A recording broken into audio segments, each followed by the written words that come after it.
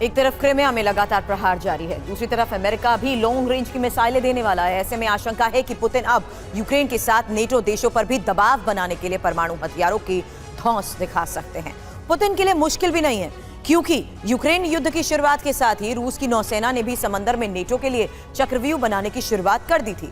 अब रूस की तैयारी ऐसी है कि पुतिन जब चाहें दुनिया के किसी भी कोने में न्यूक्लियर तबाही मचा सकते हैं।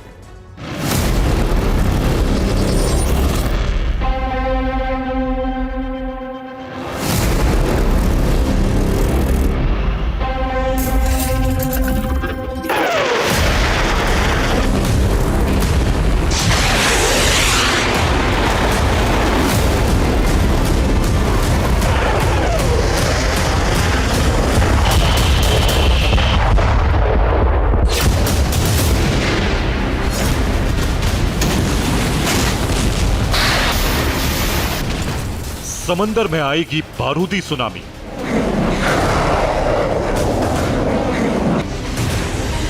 ऐसे घातक हथियार,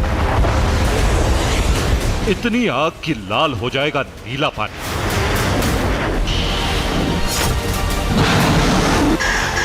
ऐसा ही खौफनाक दिखेगा सीन, क्योंकि रेडी है पुतिन की सबमरीन।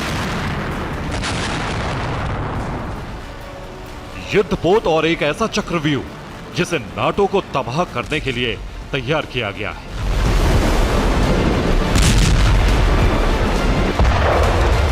थर्राएगा समंदर,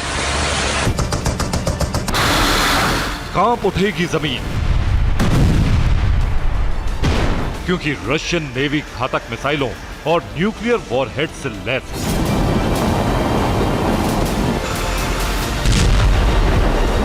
रूस से आई ये लेटेस्ट तस्वीर युद्ध की नहीं है, ये रूस का एडमिरल गोर्शकोव है। ब्लैक सी में लंबी तैनाती के बाद ये पोर्ट पर लौटा है।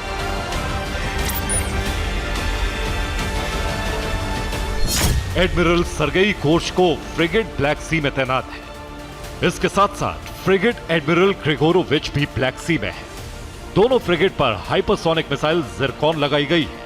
जिरकॉन मिसाइल न्यूक्लियर वॉरहेड के साथ हमले को तैयार है। यानी समंदर किनारे जिस फ्रिगेट को आप देख रहे हैं, ये किसी भी देश में हाइपरसोनिक रफ्तार वाली मिसाइल से परमाणु तबाही ला सकती है।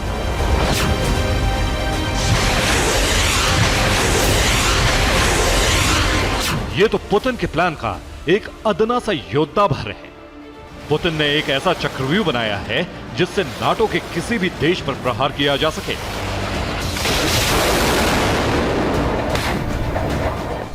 ब्लैक सी के अलावा कैस्पियन सागर, आर्कटिक का कोला बेस, बेरिंग सागर में न्यूक्लियर वॉरहेड्स वाली मिसाइलों की मौजूदगी।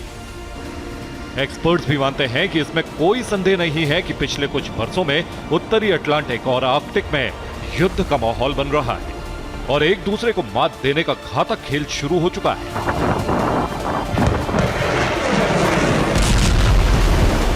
रूस ने इन इलाकों में कई रिसर्च शिप की तैनाती की है। यूरोप को सिर्फ रूस के हमले का खतरा नहीं है। यूरोप को डर है कि रशियन शिप समुद्र के नीचे केबल को डैमेज कर सकता है। रशियन सबमरीन्स गैस पाइपलाइंस को नुकसान पहुंचा सकती हैं। रूस समुद्र में तार काटकर इंटरनेट सर्विस को रोकने की साजिश कर सकता है। समुद्र में युद्ध के मायने अब बदल चुके हैं। ब्रिटेन को अब सिर्फ बारूदी हमले का सामना नहीं करना है, ब्रिटेन को अब समुद्र के तल में मौजूद केबल और पाइपलाइंस को भी सुरक्षित रखना है, ताकि रूस की साजिशों को नाकाम किया जा सके।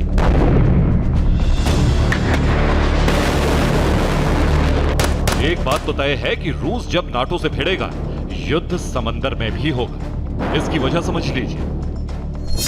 रूस उत्तर से पूर्व तक समंदर से घिरा देश है। रूस की कुल कोस्टलाइन 37,500 किलोमीटर से भी ज्यादा है, जो यूरोप से एशिया तक फैली है। लेकिन सबसे बड़ा झगड़ा रूस के उत्तर में है।